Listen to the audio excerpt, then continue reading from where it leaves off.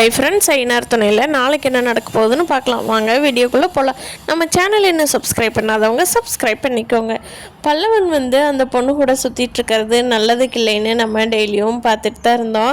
ஆனால் இப்படி ஒரு பெரிய பிரச்சனையில் போய் மாட்டுவான்னு யாருக்குமே தெரியல.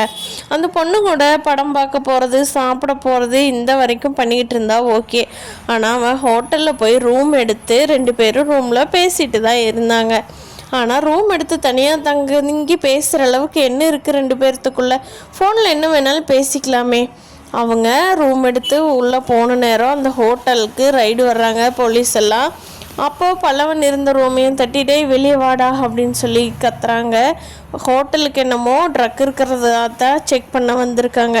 ஆனால் அங்கே பல்லவனுமோ அந்த பொண்ணும் இருக்கிறத பார்த்துட்டு அவங்களையும் அரெஸ்ட் பண்ணி கூட்டிகிட்டு போகிறாங்க போலீஸு. பல்லவனை கரெக்டாக வெளியே கூட்டிகிட்டு வர்றப்போ சோழன் பார்த்துடுறாரு.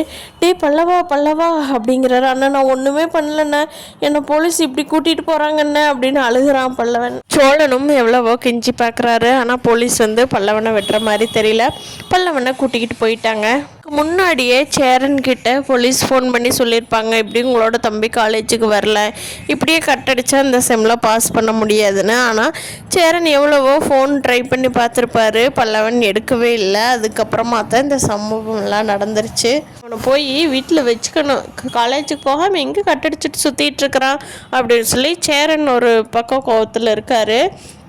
வீட்டுக்கு போகிறதுக்குள்ளேயே சோழன் இந்த பிரச்சனையெல்லாம் பார்த்துட்டு எப்படி இன்னி பல்லவனை வெளியில் எடுப்பாங்க, இந்த பிரச்சனையை எப்படி சால்வ் பண்ணுவாங்க, கண்டிப்பாக இதுக்கு நிலா தான் ஹெல்ப் பண்ணுவாங்க. அது என்ன நடக்க போகுதுங்கிறத வரப்போகிற நாட்களில் பார்க்கலாம் ஃப்ரெண்ட்ஸ்.